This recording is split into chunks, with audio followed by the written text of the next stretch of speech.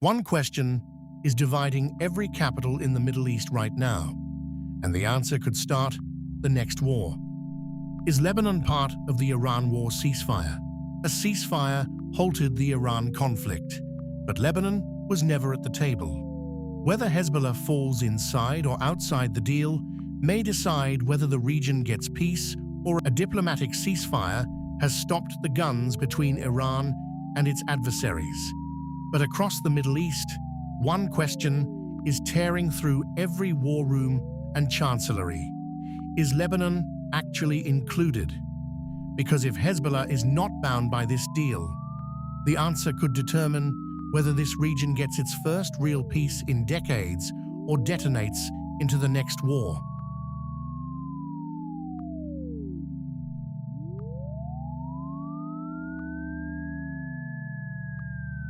Iran and its adversaries reached a ceasefire framework after months of escalating strikes that brought the region to the edge. But Lebanon was a sideshow that became the main event. Hezbollah launched daily fire into northern Israel, even as Iranian negotiators sat across the table.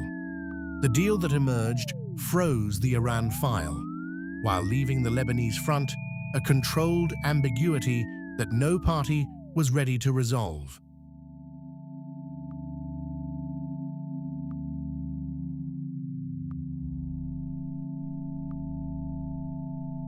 For 18 months, southern Lebanon burned. Hezbollah launched rockets, drones, and anti-tank missiles, not as Lebanon, but as Iran's forward arm in a solidarity campaign with Gaza. Israel's response killed 3 of Hezbollah's consecutive leaders, destroyed precision missile stockpiles, and displaced over 1 million Lebanese civilians. Lebanon's own government, without a president for nearly 2 years, had no say in any of this. It was a war fought on Lebanese soil by a force that answers to Tehran, not Beirut.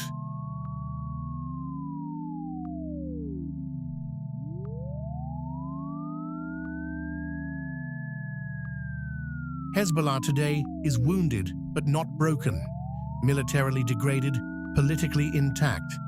Its new leadership has sent one clear signal: disarmament is off the table. Any withdrawal from the Litani River zone must come on Lebanese terms, not Israeli ultimatums. Hezbollah insists it is a Lebanese resistance force, not an Iranian subcontractor, a framing that gives it political cover domestically while protecting Tehran's deterrence asset. The organization will negotiate, but it will not surrender the tools that make it irreplaceable to Iran.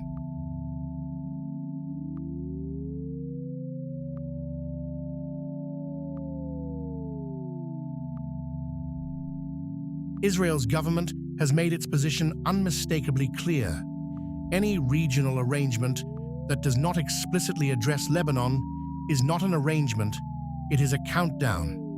Prime Minister Netanyahu has demanded explicit anti-rearmament provisions, Lebanese army deployment to the Litani River, and the severing of weapons smuggling corridors through Syria.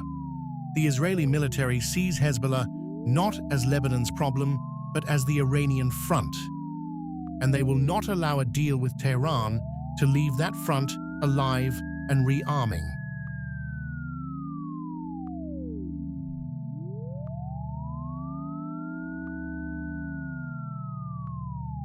Tehran's negotiating posture was built around one non-negotiable: protect the axis of resistance. Iran does not hand Hezbollah over. It views it as the insurance policy that prevents Israel from striking Iranian territory directly.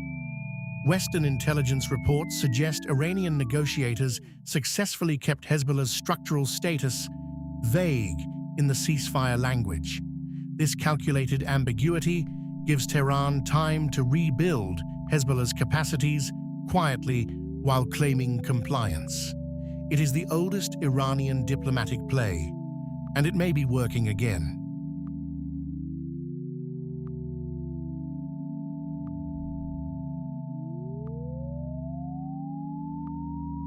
Three scenarios are converging. In the first, Lebanon enters a broader normalization framework. The army deploys south, international funds flow in, and Hezbollah pulls back under political pressure. In the second, Hezbollah negotiates its own bilateral arrangement, bypassing the state, preserving its weapons and its Iranian axis. In the third, and most dangerous, the ambiguity holds.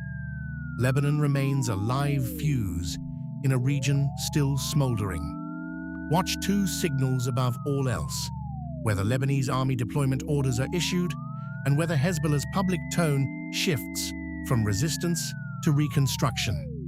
Those two indicators will tell you exactly which path this region is on.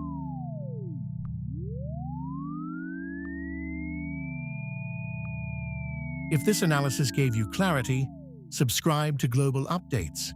We decode the world's most complex conflicts every single week.